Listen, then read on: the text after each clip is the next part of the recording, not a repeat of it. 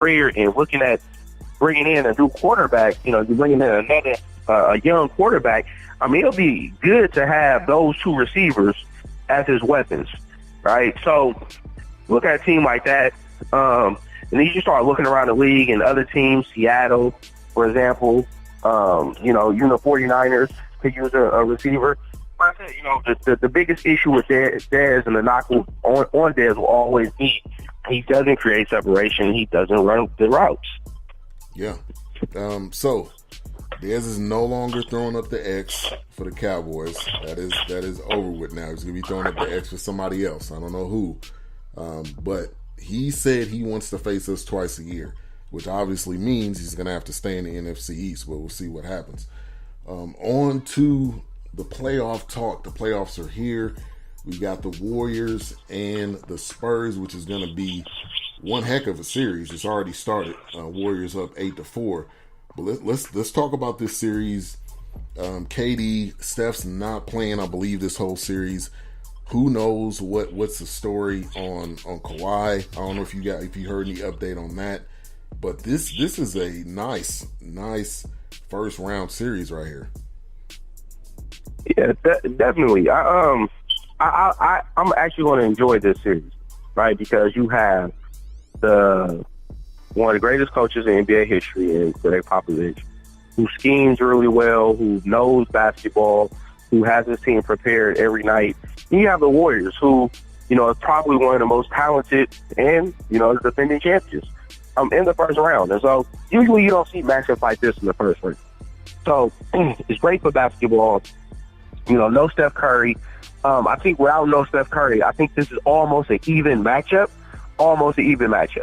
Now, of course, I give the edge to the Warriors, not just because I'm a Warriors fan, but because there's this guy named Kevin Durant on the team that is KD. Arguably, the best or second best player in the NBA. And the Spurs just has no answer for him. Spurs have no answer for him. They have nobody that can guard him. Kawhi would be that person. And even Kawhi, I think he has like a career average of like 28 a game on Kawhi. So even with Kawhi there, it's not really, can't stop this dude. And for the Warriors, I think this is going to be a good series, but it's going to be a short series. I think the Warriors are going to finish this in 5 games.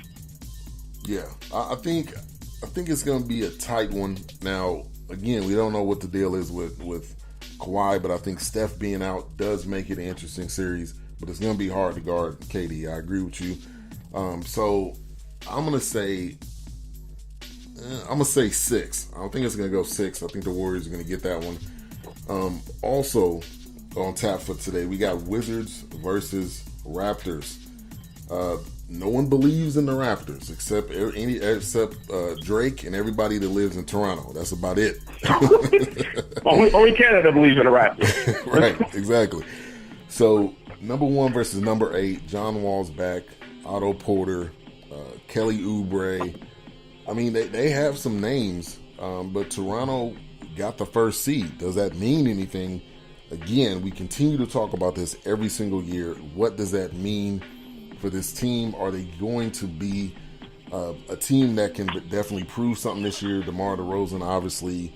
Kyle Lowry, can they actually step up and win some games? Do you think this is the year that Toronto could get over this hump right here? No, I don't. You ever seen the commercials where it'd be like, the Comcast and the Dish commercial, like, this is Comcast, this is Dish, right? Right. And it'd be like, all right, so it's like, this is Lowry, and then it's like playoff Lowry, right? And like, regular season Lowry is really, really good. It's a really, really good point guard. Maybe a top 10 point guard in the league. Good shooter, controls the tempo of the offense, etc. Playoff Lowry shoots like 20%. Can't hit a 3. Can't hit free throws. Like, he can't do nothing in the playoffs. And it's like, it just doesn't make sense, man. It doesn't. And so that Toronto team is only as good, to me, in my opinion, is only as good as Lowry. Lowry has to show up for this series to even be good. And I want to go with Toronto winning the series. I think the series actually goes about 6 or 7, but I don't have a definitive winner because John Wall is healthy and he hasn't looked like he's 100% yet, but is healthy. I think Washington is actually the better team. I think Washington can actually give them a problem with him and Bradley Beal in the backcourt in the emergence of Otto Porter this year. I think them three, one with the Morris, which is Markieff Morris, they can really give them some problems. And so it just really depends on, you don't know what Washington team you're going to see, and you don't know what Kyle Lowry you're going to see.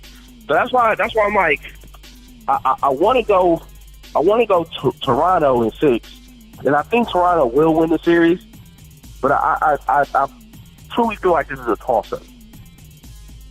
Yeah, I think this definitely is a toss-up. I think you got equal matchups on both sides, and I think that's going to be, it's hard to predict this one because, like I've been saying, the Kyle Lowry and DeMar DeRozan in the regular season is different than what they are when it comes to the playoffs. But I think John Wall's back. He looks to be healthy. It's going to be some interesting matchups right here. So that's a good series right there. I could see that one going 7. And I'm going to say, I think the Raptors. I think the Raptors are going to get it. I think they'll make it through the first round. It's always a matter of beyond the first round. What do they do from that point? That's going to be a fun series. If they make it through the first round, they'll more than likely run into Cleveland, and we already know. Next level. The Raptors in Cleveland. LeBron, it's just LeBron. It's like the Raptors versus LeBron, and LeBron wins every time. It's just like LeBron wins. So yeah. So the next series that's going to be coming up, the Celtics and the Bucks, which is going to be tomorrow. That one is I'm going with the Bucks, obviously with the Celtics not having Kyrie. I mean that's huge for them. Not having Kyrie, Gordon Hayward, obviously that he wasn't going to play anyway. But that puts a lot of pressure on Jaylen Brown. That puts a lot of pressure on the young guys on that team. And it's going to be hard. It's going to be extremely hard, I think, for them to be able to get past a fully loaded Bucks team. And I don't know if you can trust Al Horford. I don't know if you can trust any of these guys to really put the team on their back. So looks like the Bucks. I'm picking the Bucks in 7. I gotta go with Boston. Okay. Here's why. I think Giannis Greek Freak is the best player on the court, hands down. But Boston is the better team, and easily the better team. Better rotation, better coach team. And even without Kyrie Irving, this team has been able to flourish. Terry Rozier looks like a starting caliber point guard. Jaylen Brown has stepped up. Jason Tatum, Al Horford, like all these guys have been stepping up. They've been playing really, really well. And I think that Brad Stevens is one of the best coaches in the league. I think he'll have these boys ready to play. And I do think it'll be like a 6-game series, but I got Boston winning the series in 6. Okay. All right. And Courtney Arden says Bucks are struggling. Brad Stevens will be deciding factor. That's a good point. Like Jay Kidd leaving that team, I think has hurt them. And I think the Greek Freak, he obviously didn't want him to go. So that also affects, I think that affects the psyche. That affects what they're going to be trying to do. They got Eric Bledsoe, Chris Middleton, John Henson. So they got some young people. I think it's going to be a good series. I'm still going to stick with what I said. I think Bucks in 7. I think Kyrie is going to be a deciding factor. But Brad Stevens, if he's able to coach his guys up, we'll see what happens. Also on tap for today as we talk about these NBA playoffs. Now the real basketball begins. Got Tyjun Mack on the line. Pacers versus Cavs. You look at Oladipo, who's probably going to win Comeback Player of the Year. Darren Collinson is actually, though, the player to watch, is what it says on ESPN, with 12.4 points. That should probably be Oladipo if I was them, but I don't make the rules. But this is going to be, LeBron goes to next level in the playoffs. And I don't see the Pacers getting anywhere near beating the Cavs in this series. Now, I don't even think they're going to get one. I'm going to go ahead and say it. I think it's going to be a sweep. I don't know. I just don't see it happening. They're going to run into playoff LeBron. Playoff LeBron is always different than regular LeBron. So I'm picking Cavs in 4.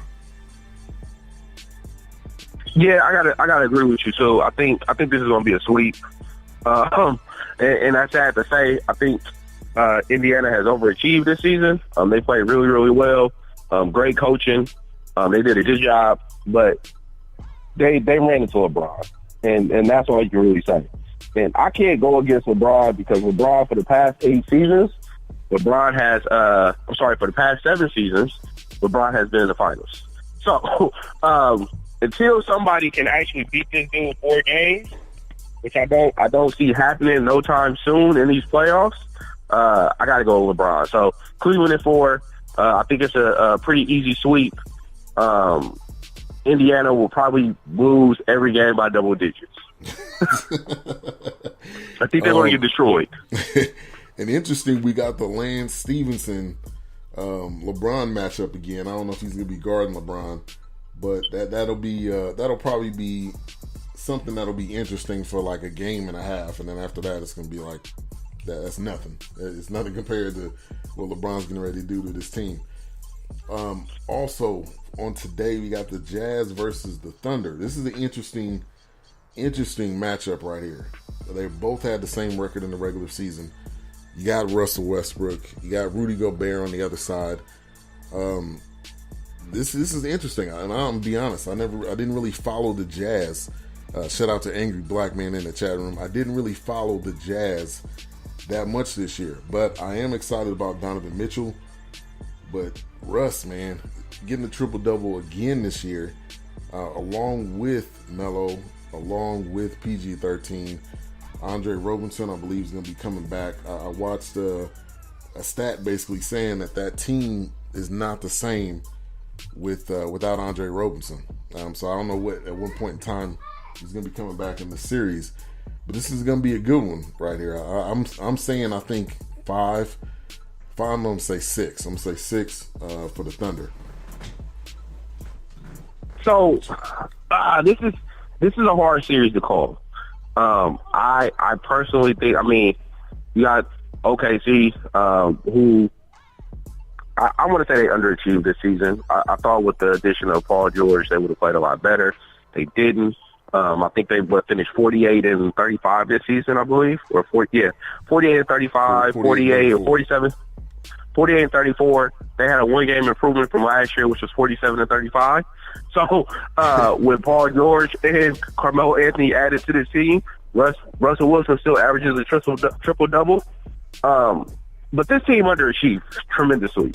And so with that being said, I actually think that Utah might be the better team. I think Utah might be the better team. I think they're the better coach team for sure. They're definitely the better coach team. I think they're the better defensive team. And I think that this series, if the guard play will be tremendous, it will be important. You have Rubio, who's the starting point guard for Utah, who's a excellent defender, guarding Westbrook. I think that if he can contain or force the turnovers, Westbrook usually turns over the ball about 5 times a game. Continue to force those turnovers, but not allow Westbrook to get in the paint. If he keeps Westbrook out of the paint, I think this is a series that Utah can win in 5 or 6. Because I truly think that Utah is just a better team. I think Gobert is going to dominate defensively. He's going to control this game. And Donovan Mitchell, who's been an outstanding rookie, I think he's played well. And I just think this team is just a really, really strong team. They have the better team. Yeah.